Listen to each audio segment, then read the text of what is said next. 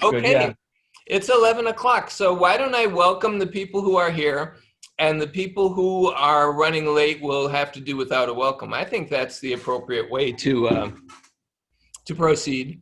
So that's what I'll say. I'll say welcome, everybody, and thank you for coming to Elevenses with Charles. I'm assuming most of you saw the website, and on the website I explain that when I was at Christie's in New York, I revived the tradition that had been started by my illustrious predecessor, Michael Broadbent, of inviting people into his office at 11 o'clock in the morning for a little glass of wine to talk about the day's business. And so I have done that now with you. I've invited you into my office because I'm working from home to have a little glass of wine and talk about the day's business. So before we do anything else, I'm going to raise a toast to your good health and welcome you all and thank you for coming. And that's probably all you're going to hear out of me because we have really exciting guests and really exciting wine. So I'm not going to drivel on forever. I'm going to let Larry Stone, the master sommelier and legend of the U.S. wine trade, talk about his project Lingua Franca, along with his consultant winemaker, the world famous legend of Burgundy, Dominique Lafon. And so I think what I'd like to do, we were already chatting a little bit about what's going on in Oregon, and I was hoping that Larry would give us a bit of an overview about how the growing season has gone so far and what's been going on in the vineyards, and then maybe Dominique can do the same thing for Burgundy, and we can have a little compare and contrast before we get down to Lingua Franca proper. But welcome. Oh, and the other thing, I always forget to say this, and I always want to say it, you don't have to wait for me to tell you to drink. If you guys are ready for a glass of wine, by all means, please go ahead and start. Cheers.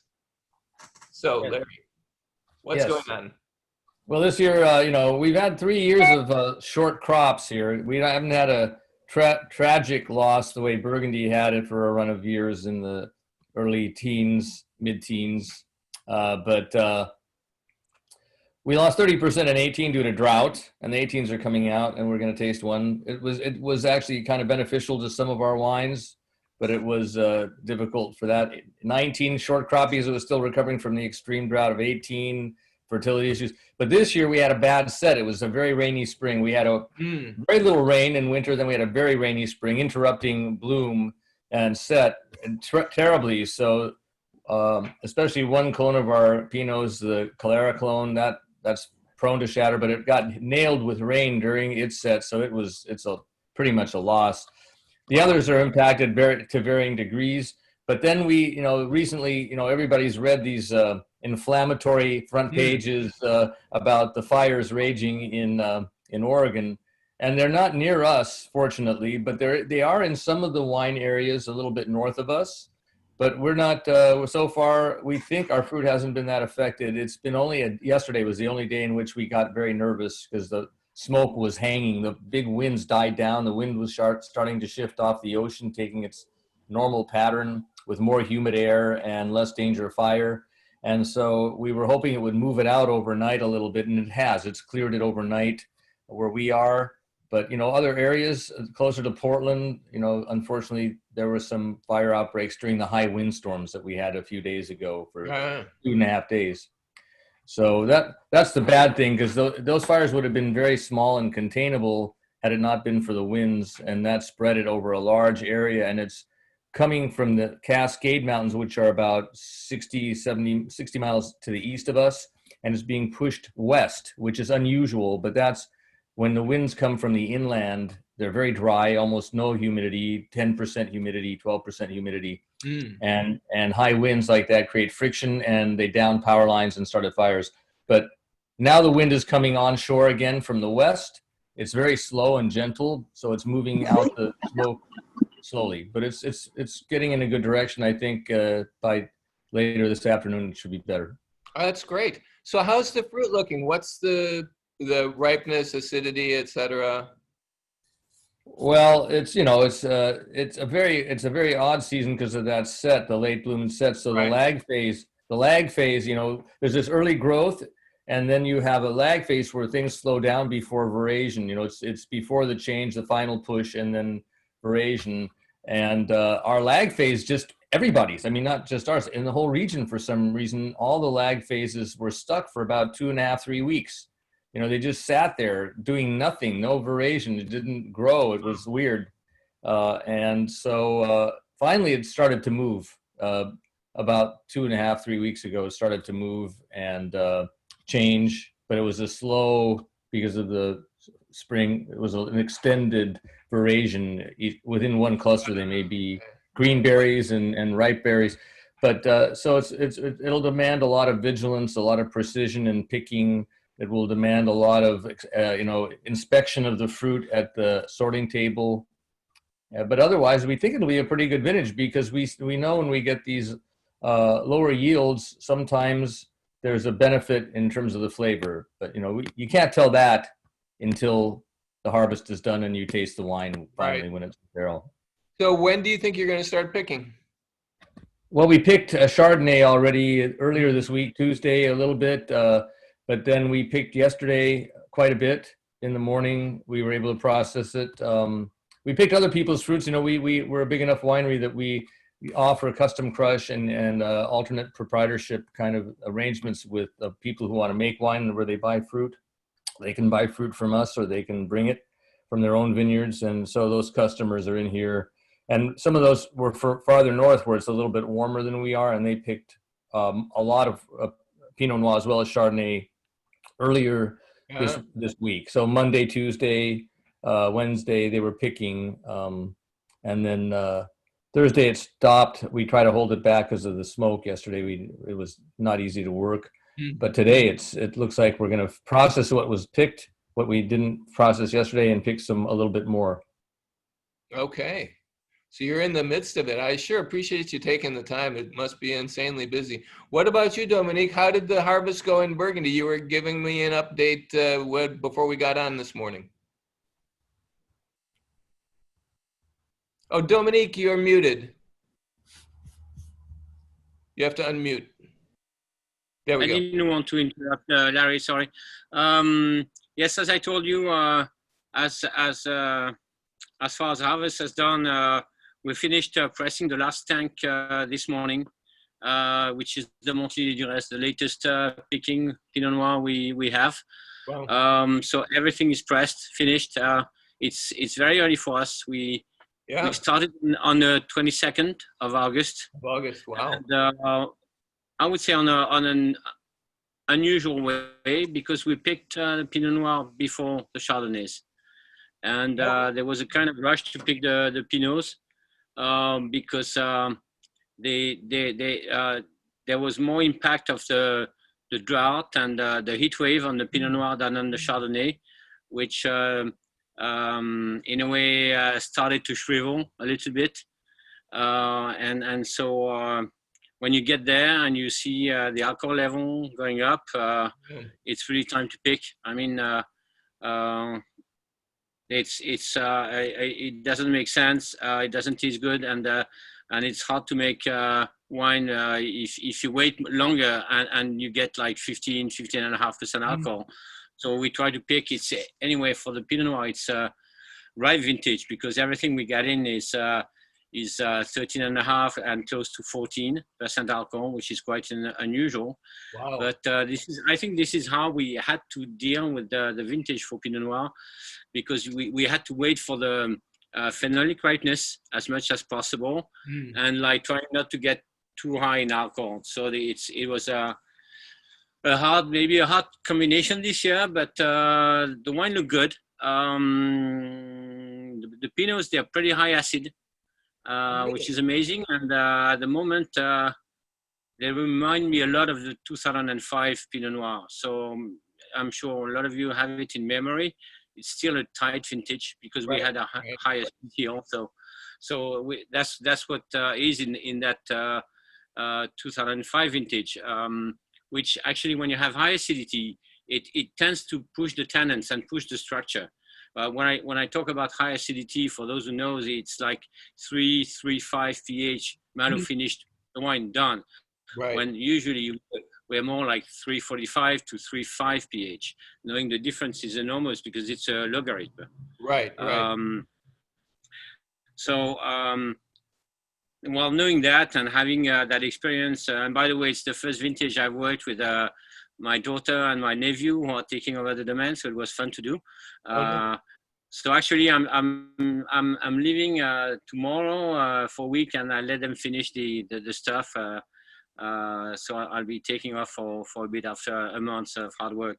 So anyway, going back on those 18 Pinot Noir, we've quickly decided, seeing the results and the analysis, that it was a vintage where we should not do too much extraction. So we've been light as possible on the tanks. I mean, we usually do a little bit of pigeage, and even that we didn't do this year. It was just pumping over and minimum pumping over. We've vinified slightly shorter. I mean, the tanks are max 2 weeks. I would say 12 to 2 weeks, when usually it's more like 2 weeks to 2.5 weeks. Just to make sure we had a nice feel of tannins, which to me was very important. We had to get very silky, very soft tannins, because we knew of the acidity we have behind. You know, you don't need much tannins to make a wine too hard and too tight. So I'm happy with the result. The tannins are beautiful. The fruit is I would say slightly like the 2018 when they were young. So we get a lot of cherry, from red cherry to dark cherry, depending on the vineyard. It's quite intense. I think they will, as the 18, I was, it felt like this when it was brand new out of the tank, and then through the aging, you get all the complexity and the diversity, which we don't have at the moment. Of course, they're just pressed and in tank. It's a short crop. We were expecting something like 40 hectoliters per hectare, which is nice. And we had a great set this year. We had an amazing season. We had no pressure disease. Everything was perfect. Well, the only thing that was harder on us was the heat wave we had in August. Right. So the crop is like now 25 to 30 hectoliters per hectare. So I think we've lost a lot with that heat wave. And you could see it by when pressing tanks, the juice ratio was really bad. I mean, there was no juice in the berries, or much less than usual. Right. Usually it takes like 320, 330 kilos for a barrel. We went up to 360 kilos for a barrel. Wow. So it was more like 340, 350, 360, depending on the vineyards. The result is good, I think.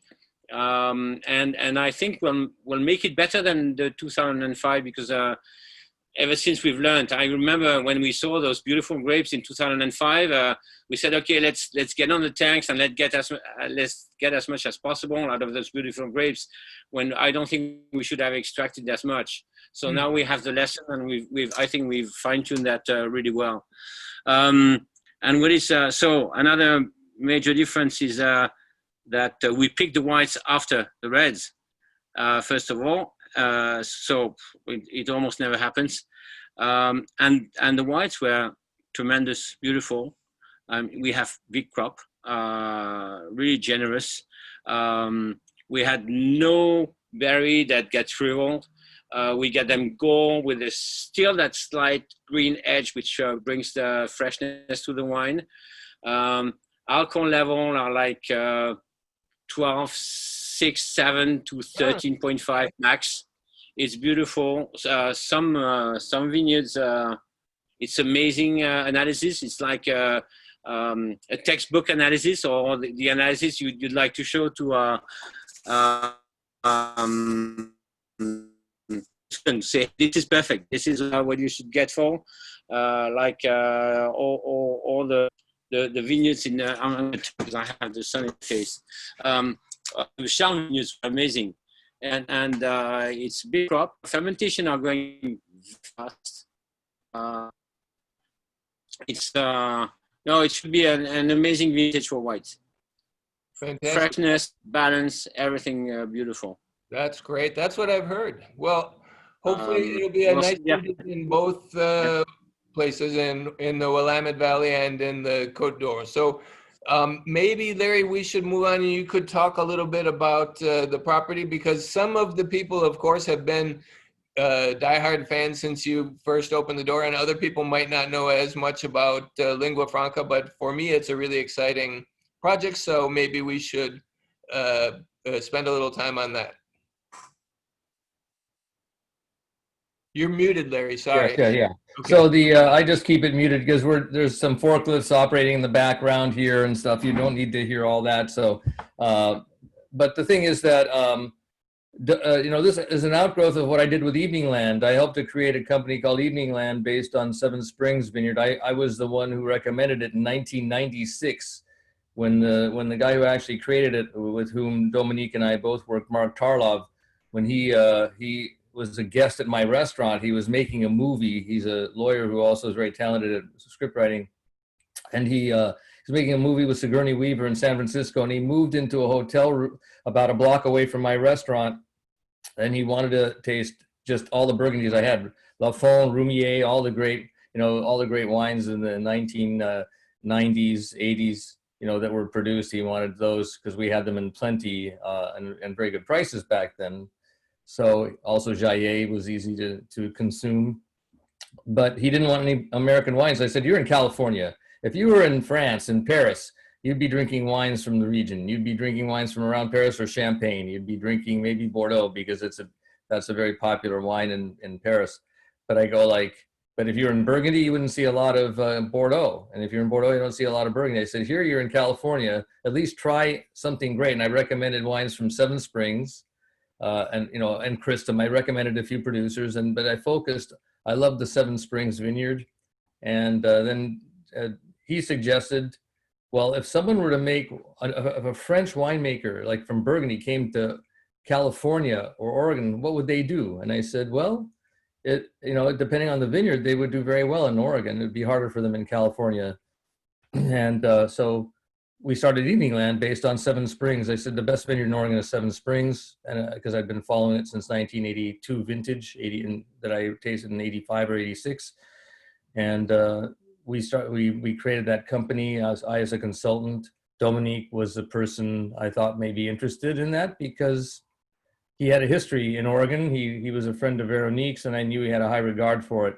So that started with him. And when I was there, when I was running that company for a couple of years, I looked across the road, saw this farm next door to it, next door to the finest blocks we had for Seven Springs. And I said, this is pretty much an identical terroir, better exposition a little, and let's try to see what we can do for the company. And I negotiated for 2 years, and they didn't buy it when I left the company. So I went around figuring out how I could buy it, and I sold everything I had, and was ready to sell the house, and I had a nice wine collection, and I was able to buy the land.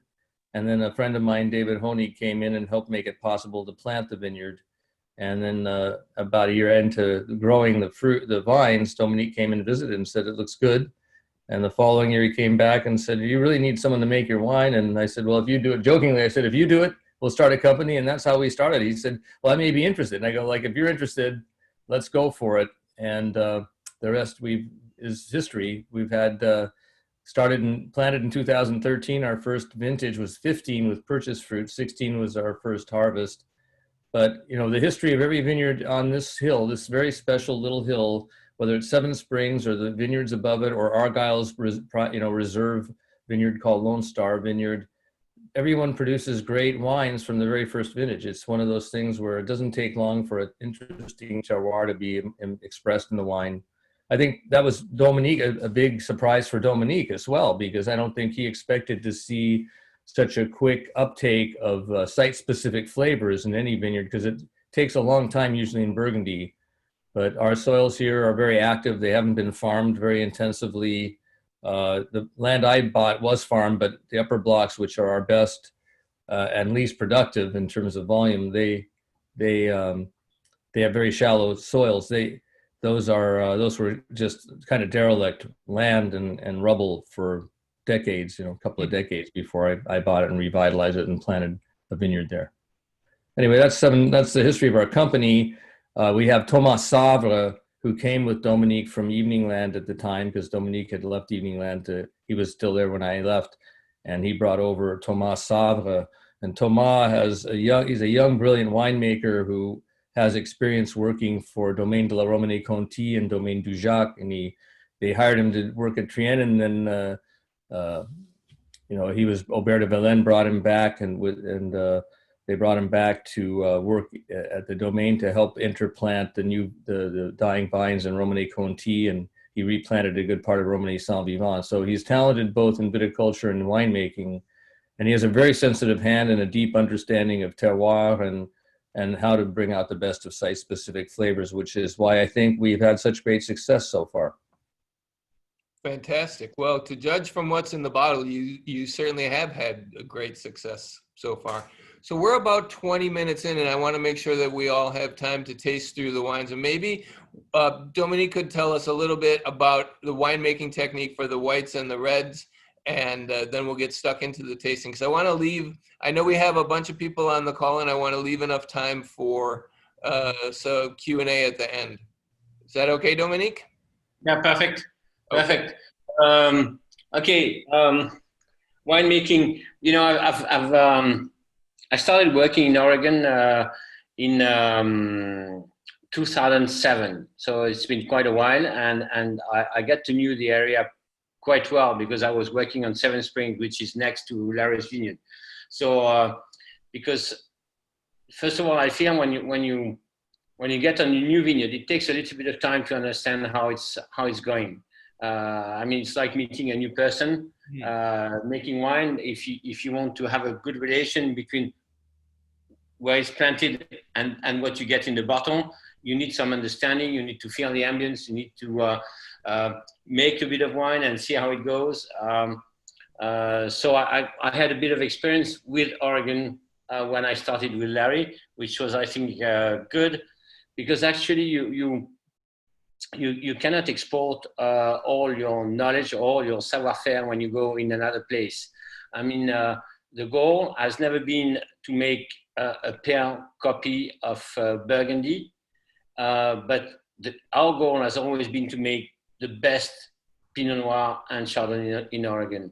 And I think that you need to understand that some things are different and some things are the same. Anyway, when I started with Chardonnay, when I started doing Chardonnay in 2007, the first vintage, I actually had a lot of pressure from the vineyard manager at Seven Springs. Said, no, don't pick, no, don't pick. It's not ripe. And he was concentrating on the Pinot Noir, which I felt was already quite ripe, and I would have, give it a try. So I talked to the winemaker at that time, was Isabelle, and I said, well, go for the Chardonnay, pick the Chardonnay. And they were like 12.5, 12.7% alcohol natural. And everybody was just like stunned that I decided to do that.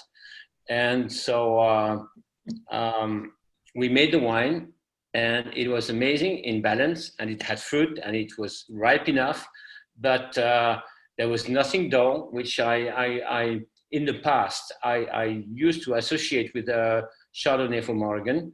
And we had energy in the wine, and we had length. Well, thanks also to the place. I mean, the vineyard is just incredible also, and that also helps. So for Chardonnay, it was like the first lesson was quick to learn, and that's still what we apply. It doesn't mean we pick green grapes, but we don't wait until it gets 13.5, 14% alcohol. We don't like to do hanging. When the berries are turning gold, and if it tastes good, we are looking for balance. We're looking also for acidity and freshness. So that's how we do. The system, the pressing, the handling of the grape is the same as at Comte Lafon, or the same as what I do in Macon. It does work, and we have the same machines. And then, a lot of the small tricks, handling the juice and doing the decanting and putting in barrel is exactly what we do at the Domaine. Maybe fine tune a little bit because it's another place, and Thomas is a good winemaker, but it's roughly the same idea. You're saying you have exactly the same press in Burgundy and Oregon, huh? Yes, it's a Europress. We have the same both in Meursault, in Oregon, and in Mâcon also, and for Dominique Lafon wines. Wow. So we can even trade the program of the press. So when I set the program and Thomas tells me, oh, I'm not sure, how it's pressing this year, I send him what I've done, and he can use a bit of it because it's not because I have a program in Burgundy that it's going to work in Oregon, because the program depends on the vintage, right? On how soft the skins are. Share experience about pressing also. It's fairly easy. So that's for the whites, and then we do. I would say to finish, we do a normal 1 year aging in barrel. The wines are racked in tank before harvest, and then they do that final aging in tank, which is slightly more a kind of a Pierre-Yves Collin, Jean-Marc Rouleau are doing those kind of things, those finishing the élevage in tank, which I think is brings a lot to the wine also in terms of tension, in terms of precision. We are really aiming for wine which are very precise in style and have elegance, tension, and precision, and that brings a lot. We do a few tricks I've used for long. We do finding tests on all the wines. So if ever we need to find, we test it, and maybe we'll decide not to find or to find, but we run a lot of different tests on finding with bentonite and casein. And usually Thomas sends me the samples. I take the sample, we're on Zoom, and we talk about what we like the best. And this is it, and it's bottled, and we're thrilled with our production of Chardonnay. We're thrilled with it. When I have bottles back home, actually when I taste it blind, if I start saying, well, it can be a Meursault, can be a Pinot, can be a Chassagne, then I think, oh, maybe it's Oregon. It's that close. I mean, it doesn't have. It's not a real Meursault. It's not a Pinot. It's not a Chassagne. But we find the same kind of balance in the wines we produce, I think. So it can be quite confusing when you're in Burgundy in an interesting way. I think it has its own personality anyway. As for the reds, I think we started doing what I usually do a lot. It's destemming, and well, I'm not going to tell you all the tricks. It would take long. Working on big tanks and all that. I like bigger tanks better than small tank, which is quite usual in Oregon. People make wine in very small tanks. I think big tanks work better. But then Thomas has worked so much at DRC and Dujac that he's got a skill for whole cluster also. So it's a blend of what I know, what Thomas knows, and then we have cuvées which are not all cluster. We have 100% all cluster. We have 100% destemmed. And what is interesting also is that some of the wines are done through blending. So then we have all kinds of different characteristics, and it's also very, very interesting. So the reds usually spend the same a year to a year and a half in barrels. Well, we're not going to mention New Oak because we try not to perceive the New Oak in our wines. So it's as little as possible. We have a little bit, but it should not overwhelm the character of the wines. Well, until bottling, most of the wines are bottled in the spring for the Pinot Noir. I think Pinot Noir in Oregon is very distinctive to me in terms that it is always more intense than what we make in Burgundy. But where we work, I think we get that same distinction because we don't pick too late also. We are very careful on that. We keep acidity, we keep energy in the juice. We do the same. We work on kind of light extraction. The aim is to produce elegant wines, which is, I think, the real characteristic. The beauty of Pinot Noir is when it turns elegant. To make a powerful Pinot Noir is quite easy. To make it elegant is a harder game. And I think we've achieved that. And it's also, I like that twist because on the market, there's been so many big, chunky, chewy Pinot Noir with great success. And I think it's time for a change. And we're part of the wineries that are on that move, on that change in the US to produce elegant, refined Pinot Noir. I totally agree. Maybe now's a good time to taste some. You're making me very thirsty, Dominique. Do you want to do the reds first or the white? Larry will be your guy. Huh? He's a sommelier. Well, the white is what everybody has read about through your article, Charles. So maybe we should start with the reds, because the reds are really, we produce more reds than whites. And whites are really not that well known yet from Oregon. I mean, thanks to you, thanks to some other wine writers who've been beating a drum now for Oregon Chardonnay. We're seeing better sales and more recognition for it. But, the Willamette Valley has made a reputation for 40 years based on Pinot Noir. That's all, Willamette Valley Pinot Noir. Right. So, that's what people look for in the market normally. But I think that we should start there because I think these are great wines. I think so too. And also in Burgundy, quite often you taste reds before whites anyhow. So I'm totally okay with that. I'll be right there. All right. Well, so why don't we start with the Avni Pinot? And the 2016, huh? We're going to start with the Avni, huh? Okay. Yeah. I'm in. So that is, I think the Avni is a 17 Pinot and the 16 estate. It's the 16 estate that you have? Yes, it's exactly what I have. 17. So let's start with the 17 Pinot. The 17 Avni Pinot, that's the bottle with this label here. It's I can tell by the artwork they're all color coded and by rank in a way. So Avni it's the only one that says Willamette Valley. However, it is actually estate grown 91%. Now we wouldn't label it anything besides Willamette Valley unless we're not over 95% estate grown. But also, this is the wine that we make the most of that gets into restaurant by the glass programs. It's sold retail. So it's a wine that is about a $30 retail now. And it's a great wine for the price. It's all estate grown, starting in pretty much in 1819. It's progressively more estate fruit, well above 95% ever since the 18 vintage. Mm-hmm. So the idea, it comes from the lower blocks. So there's a big distinction between the upper blocks that we have and the lower blocks, and that the blocks that are the closest to the bottom of the vineyard, they have deeper soils, which would make sense because of erosion. So the top soil is eroded off the hill. There's two hills. So the lower hill is eroded down into the bottom of the hill where we have Jory soils. Okay. And they're about 4 to 8 feet deep volcanic soils. Mm-hmm. And there's a little bit of sediments that washed over part of it. Maybe about 3% of the vineyard has some woodburn, some not woodburn, but some Missoula flood sediments. So it's a little more fertile, a little more productive.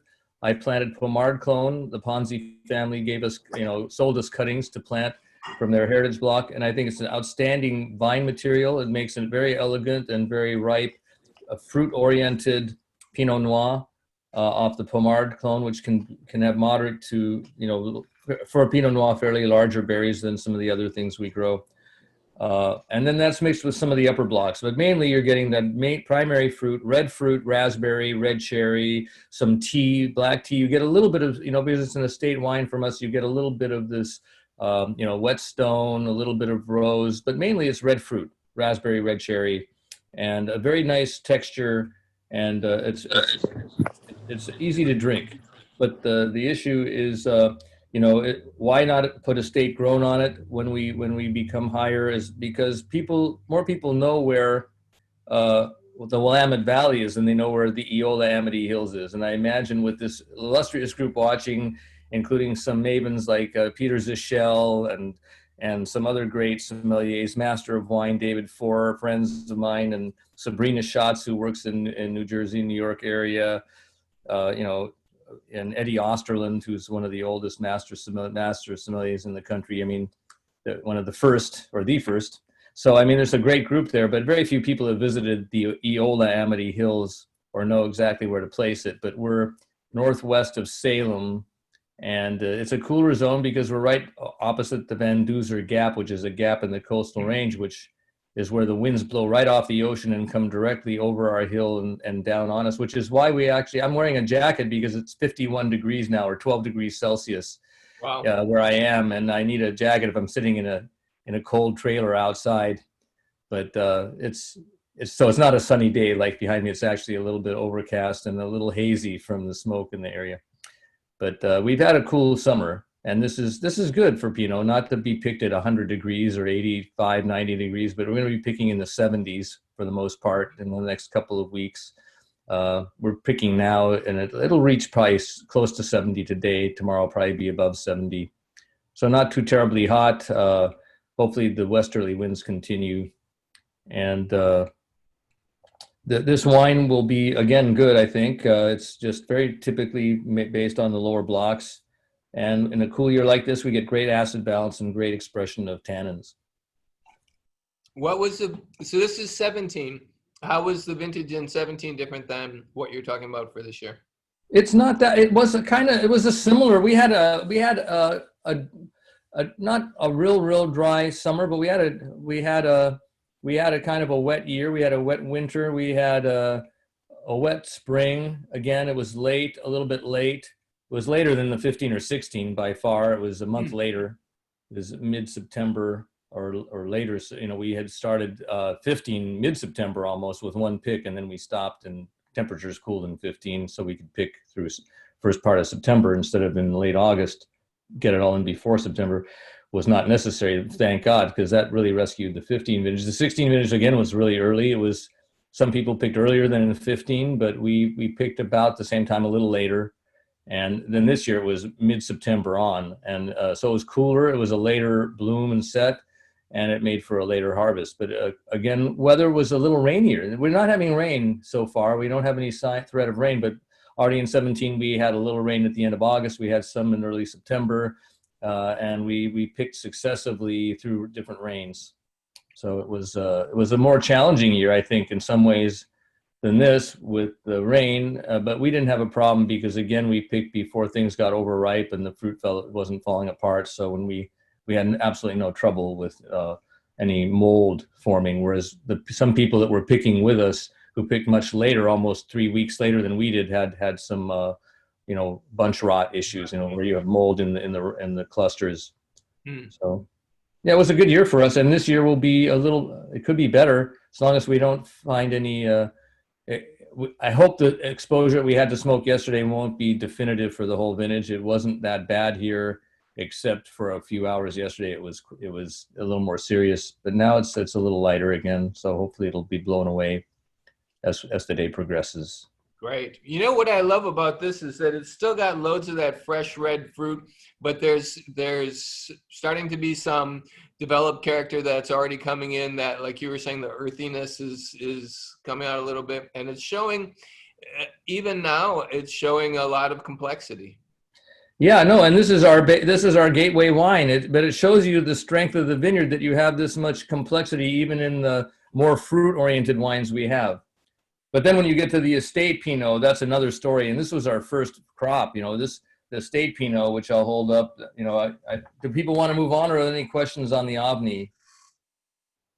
So this is the estate Pinot. You have the 16, and that was our first release, and it has some whole cluster. The Avni, by the way, has some whole cluster.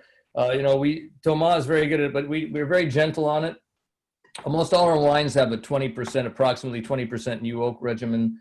Most of our Pinots, depending on the vintage, will have some whole cluster, probably around 20% to 25% for some of the cuvées. One cuvée, Mimi's, had 50% usually, but that is, the first vintage, which was very good, was probably our most celebrated one, had 70% whole cluster. Okay. So now, there do were you some. layer it in, or do you put it on the top, the whole clusters?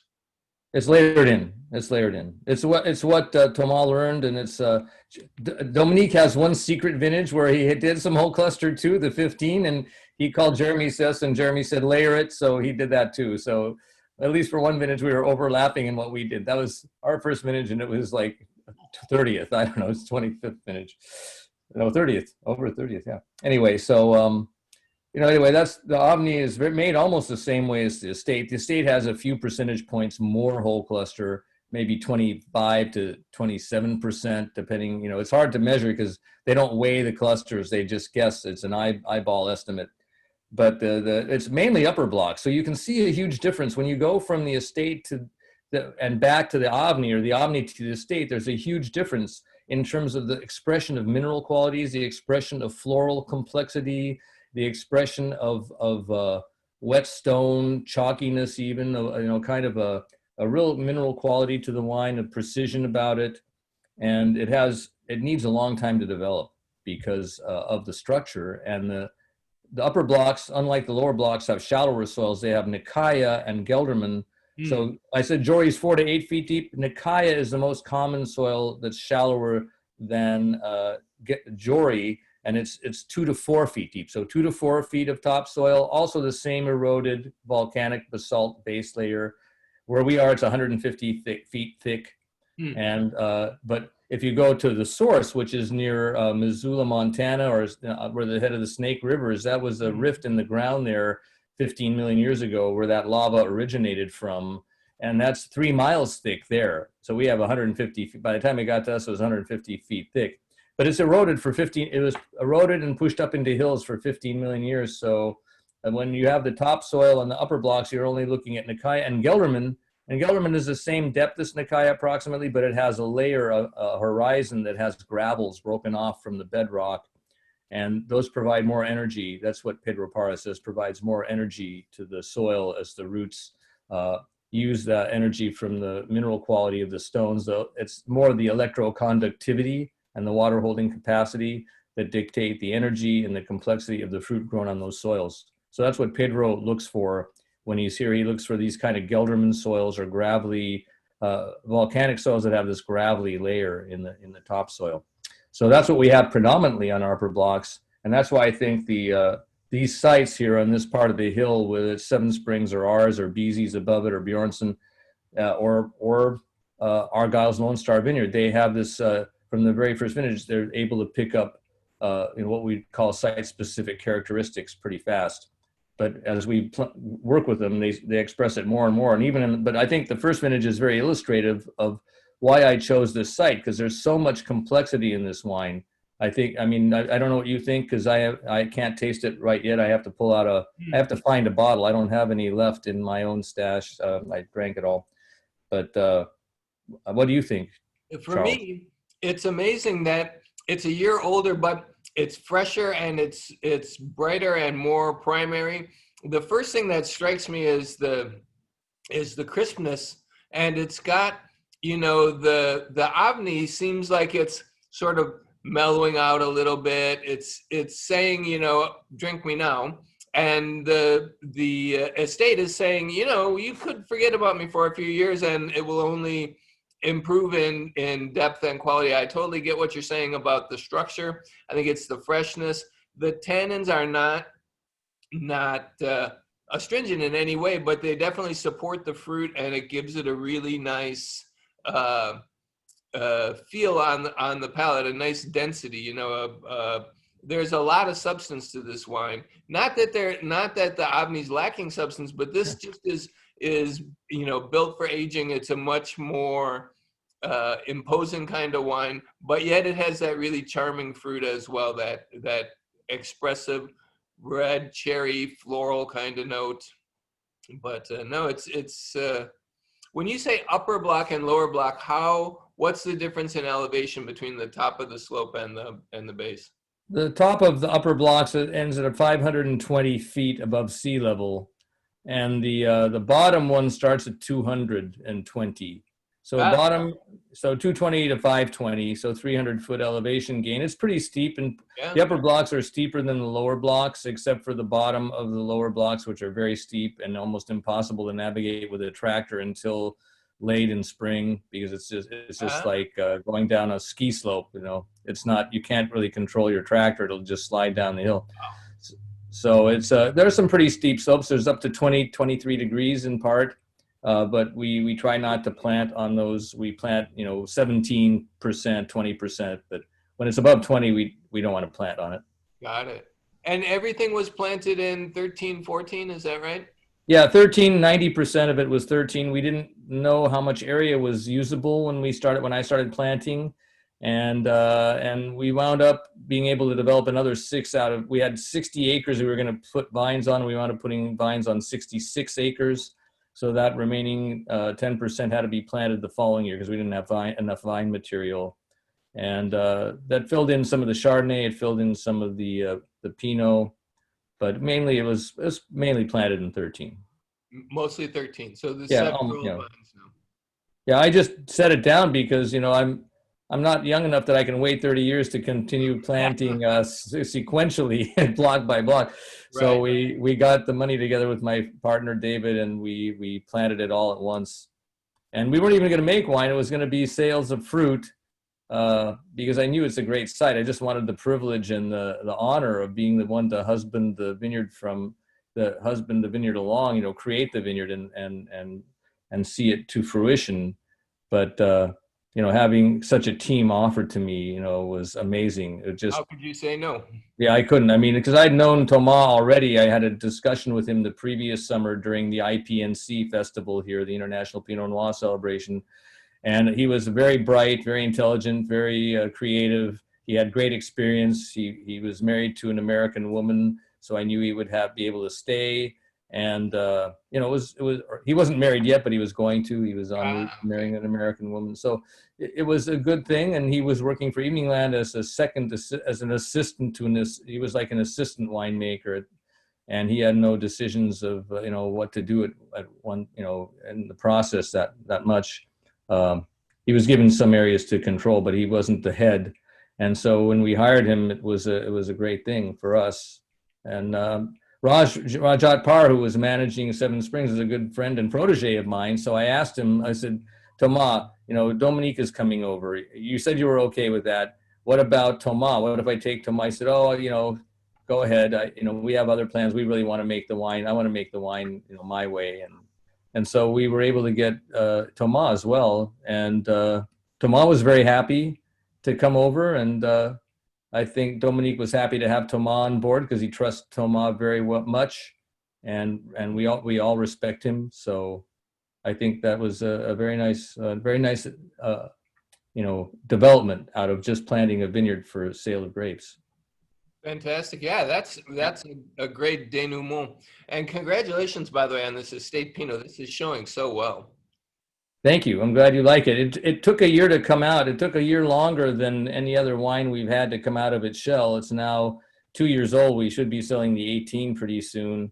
And it just really will be a long-term major. And the 17 too, which was a much softer vintage as a whole, is showing very well and has great evolutionary curve to it, even though it's a totally different kind of, it's more of a charming vintage than this 16, which was a little stricter in some ways.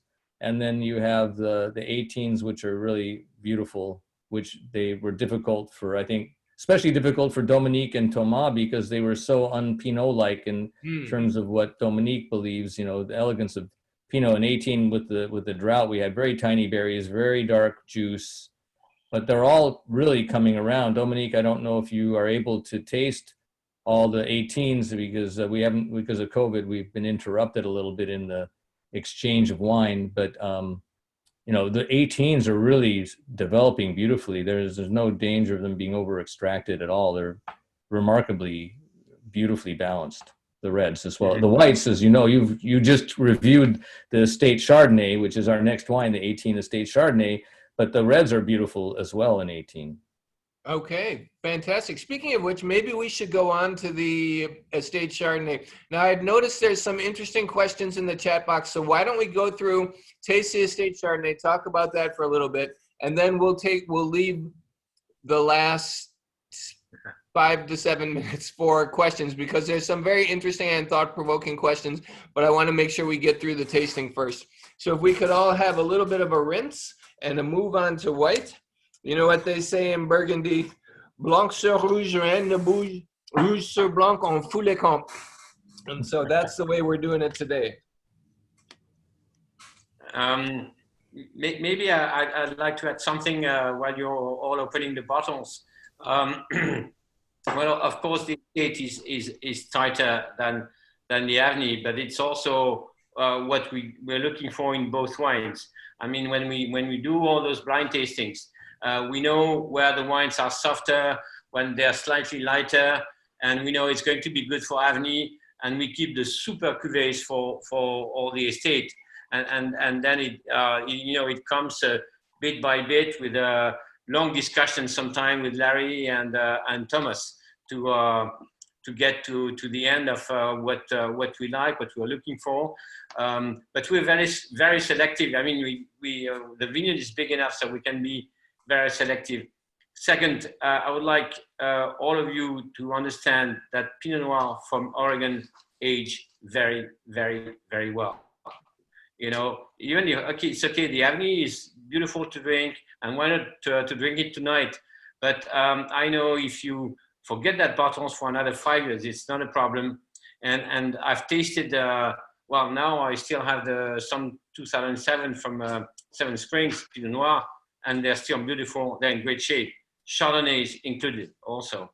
So yeah, the aging potential can be quite outstanding. And I remember doing a complete vertical of Didio, something like 5 or 10 years ago, from the first vintage they had, and we had over 20 years old wines, and they were magnificent also.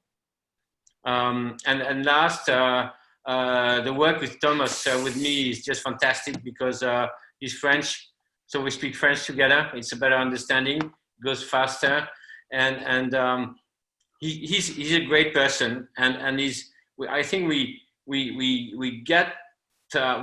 now have the same feeling about wine.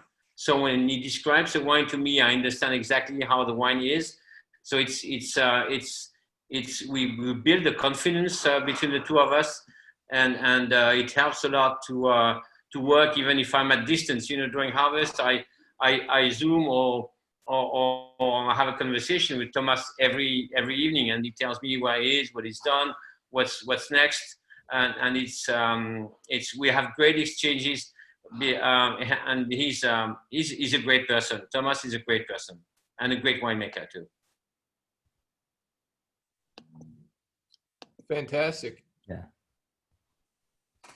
So the Chardonnay is showing extraordinarily well. I'm still as enthusiastic about this as I was when I wrote the note for Decanter. You know, I have to say, I got to tell you, I had probably 150 different Chardonnays from Oregon to do that article, and there was in the initial I made the pick of just they wanted the best 10, and I gave them a dozen because I couldn't decide on 10, and I really loved the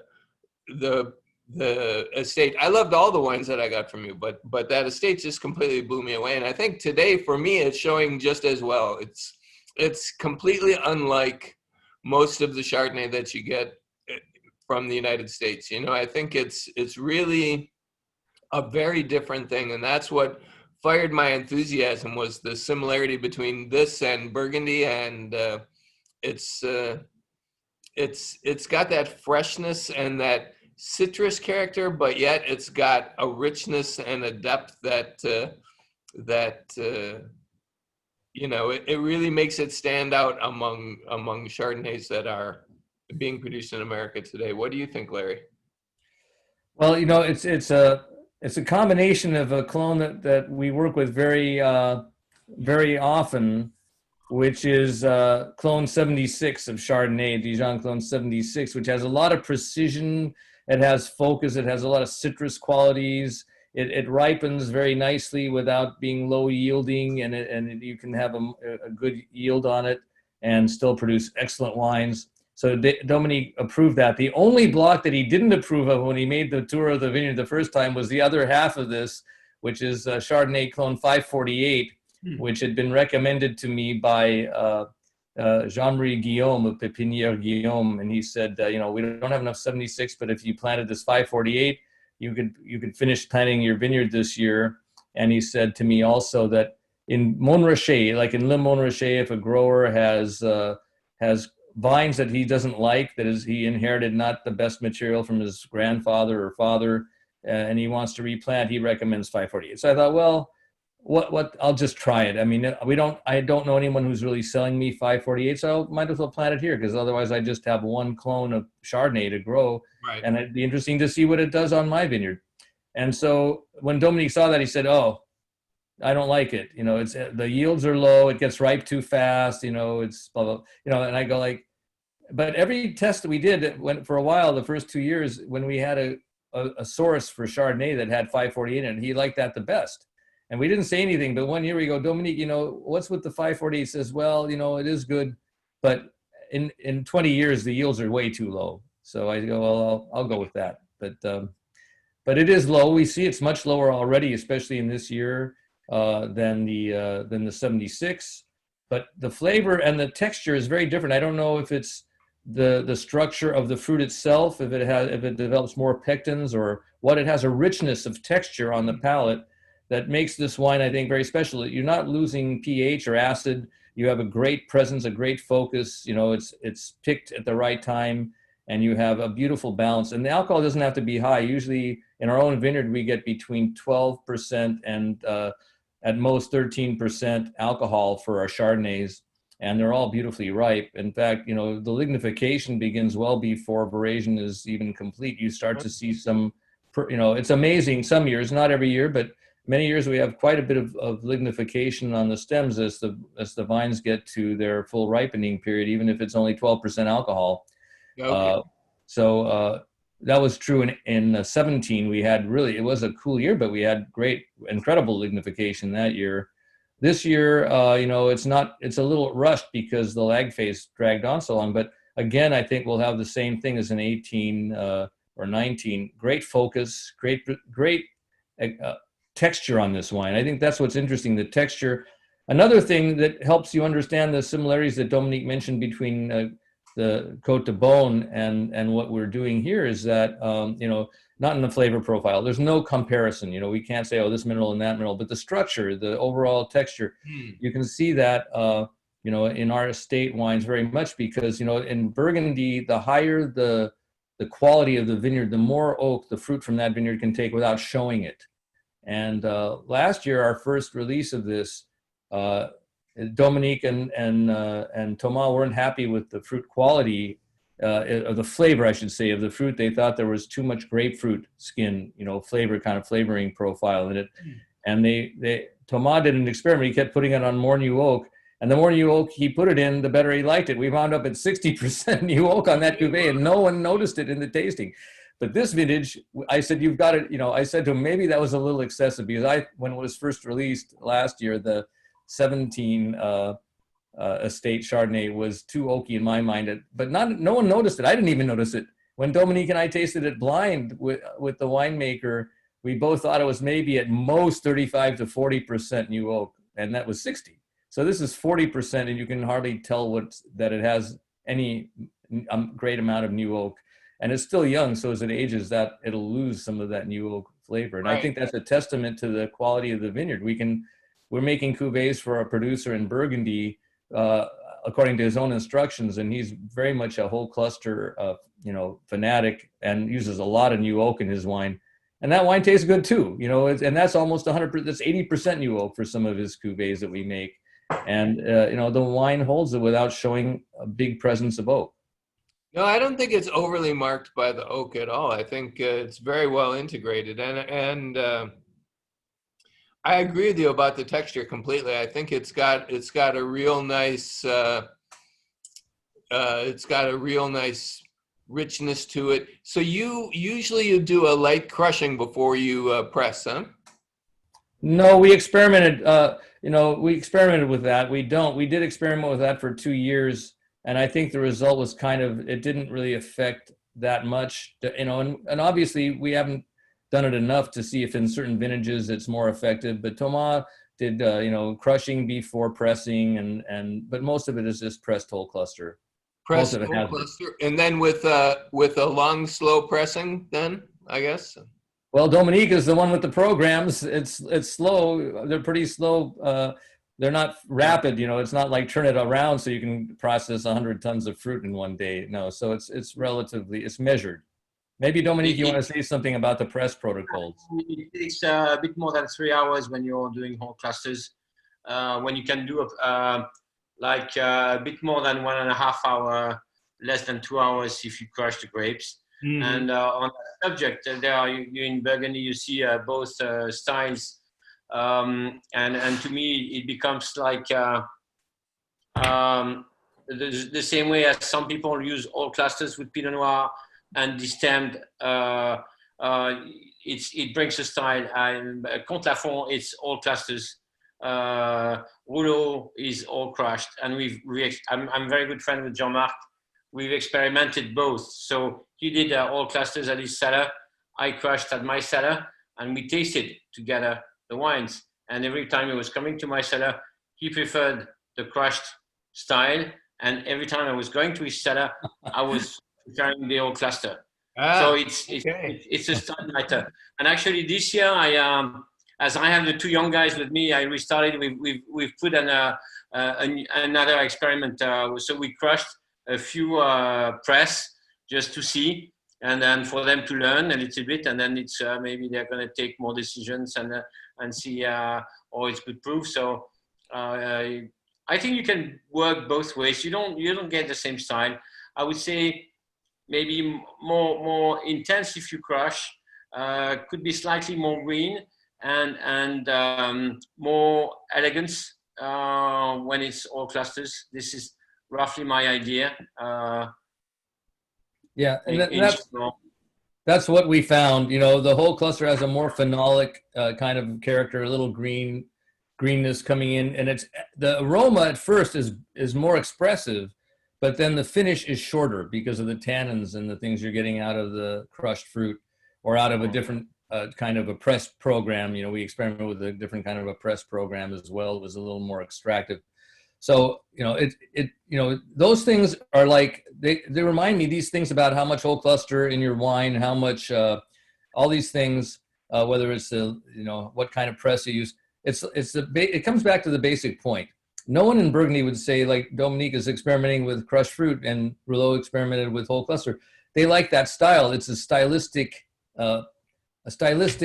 nuance that they prefer. And I must say, I like what Dominique does a lot. I like what Rouleau does, but I like when, for our fruit, we find that what Dominique has found works for him, I think is more elegant and better. But a little bit of that crushed fruit in there can add a little bit of lift, a little bit of phenolic spice if it's the right year for it. But I think the main thing is you have to have a great vineyard. It doesn't matter if you have a bad vineyard or if you do all 100% whole cluster or no whole cluster. It doesn't matter that much if you use how much new oak you use. What matters most is the vineyard source, because that's where your real complexity comes from. And that's the beautiful thing about having this vineyard is it's an excellent vineyard source for complex flavors. And you can make them, I think they could be interpreted a number of ways. I happen to like what Thomas and Dominique are doing together very much. So I'm very satisfied with that. And I think it's probably a revelation in some ways for many of our neighbors, because he mentioned earlier on that they were a little stunned at the date he picked his first vintage in 2007. Right. But we were still ridiculed in 15. After so many years of Dominique working here with Evening Land and all the successes that we had at Evening Land, it was still talked about that Thomas and Dominique didn't understand Oregon. In 15 and 16, it sort of lingered into 16. After that, we didn't hear much of these criticisms. But 15 and 16, they were quite brutal on us.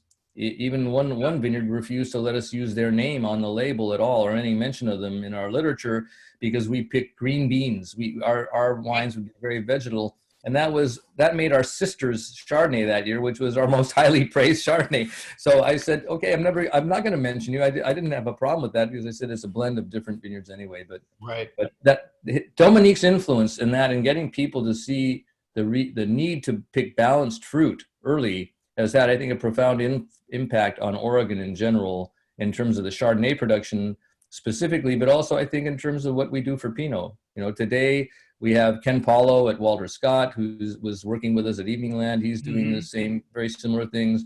We have people here, Seth Morgan with Morgan Long. He's Right. doing very similar things. There are a lot of young winemakers who look at him as an inspiration and what he's done here and at Evening Land. And it's really been a very wonderful evolution for us. And I won't diss Veronique, because Veronique has been here a long time and she's done a lot of great things.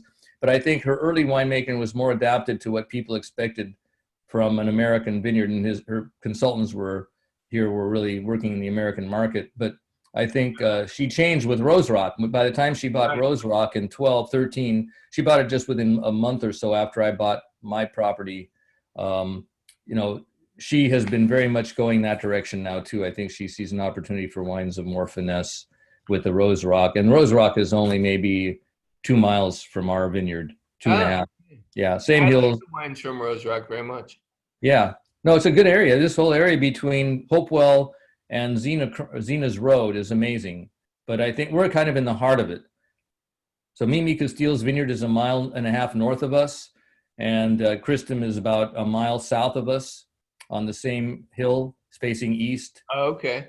And that's a great stretch. Within that was where Rose and Arrow with Louis-Michel Léger-Belair and Marc Tarlov in his second or third iteration, they created the Rose and Arrow wines. And basically Pedro Parra came, and when he saw our vineyard in Seven Springs, he said, these are the 2 best vineyards in Oregon.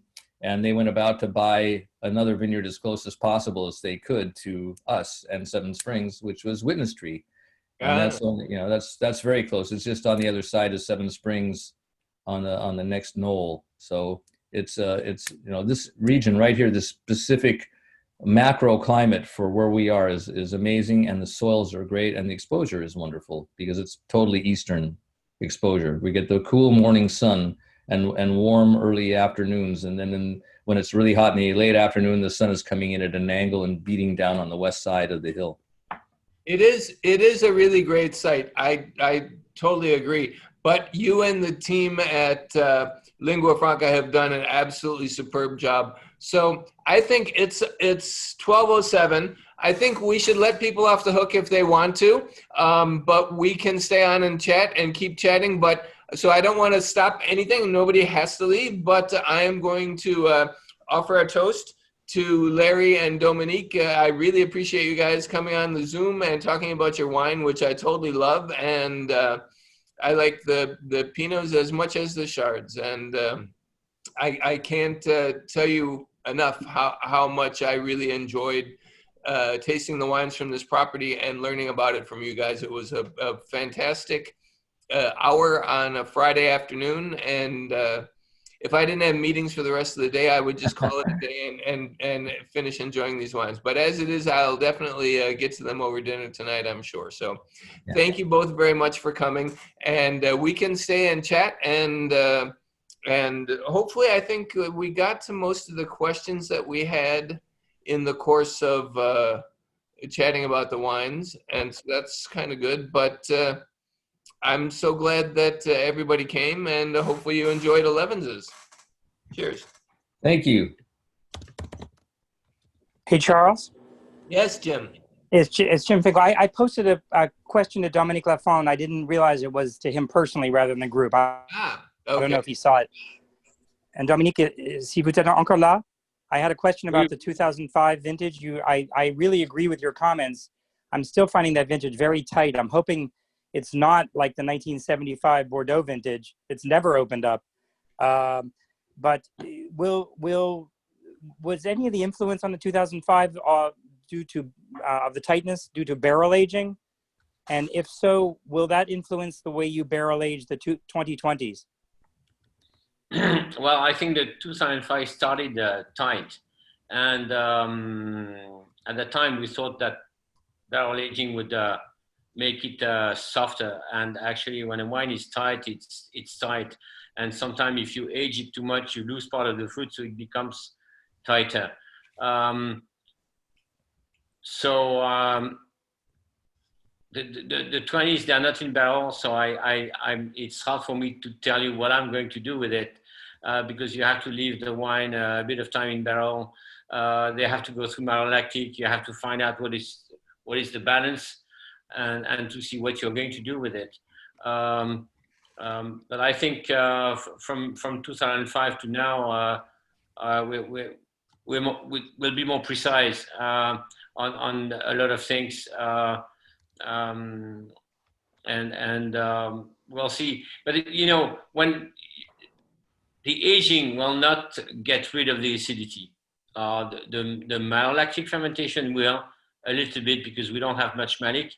But you know, the acidity is something strong which stays in the wine.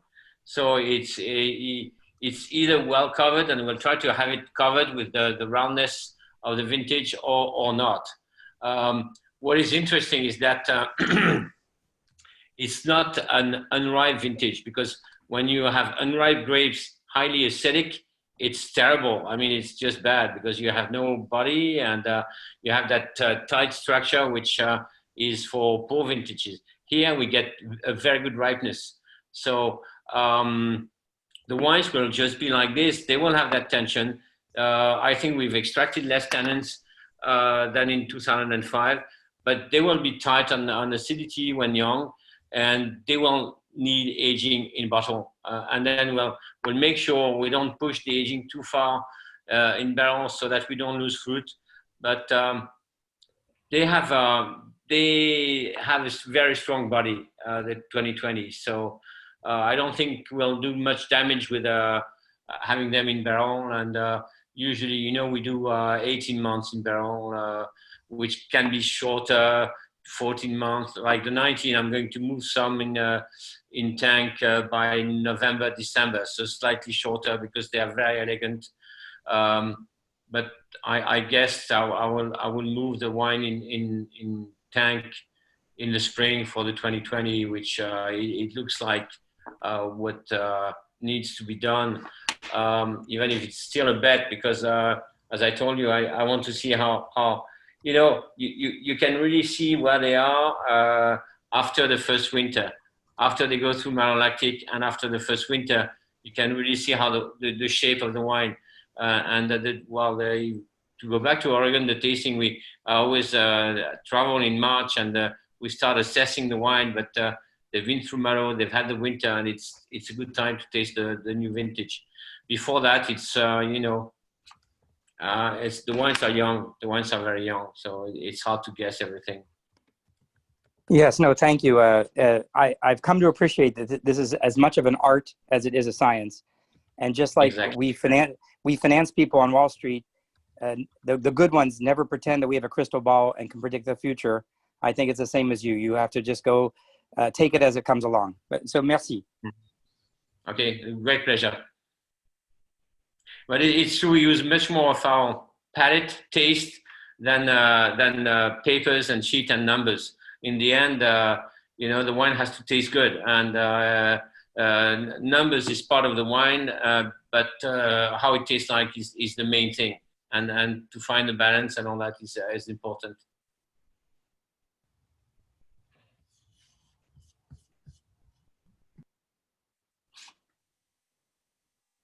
Fantastic. That was a great question, Jim. Thank you, Charles. This is a great seminar, and very informative, very well constructed, and even though I couldn't taste along with you, I felt like I was tasting with you. So thank you. But that's okay. I'll share my bottles with you. I was using Coravin, so I can make them available to you at your discretion, sir. Well, cancel those meetings and come right over. I wish I could. No, I've got brutal meetings, but I could always stop by a little early if you want to taste some of these wines. Okay, c'est gentil. Merci. T'en prie. All right, everybody. If that's the end of the questions, maybe we'll end the meeting. I think I've got another call, and I have a hard stop in 6 minutes anyhow. But I'm so glad you came for Elevenses. I hope you enjoyed it, and I hope to see you next time. Next time, we're going to do, in 2 weeks' time, same place, same channel, we will do Forge Cellars, which is Riesling and Pinot Noir from the Finger Lakes. And in the interim, I'm going to post the recording from this one on YouTube, and I'll send out a link to the YouTube for everyone who RSVP'd today in case there was something that you wanted to review. There was a lot of information that came from Larry and Dominique, and it's very valuable for anybody who's seriously interested in wine. And some of it might have been a little bit technical. I hope you don't mind that, because all of it was really entertaining and informative, and I'm so glad we were all able to come together. So enjoy the weekend, everybody, and until next time, cheers. Thank you, Charles. Thank you, Dominique. Thanks, Dominique. Thanks, Larry. And thanks everybody out there who listened. And some great people out there and making comments in the chat area. Thank you very much. Thank you, everybody. Thanks. Thanks. Bye-bye. Bye. Thank you. Goodbye. Thank you for joining. Thank you for joining.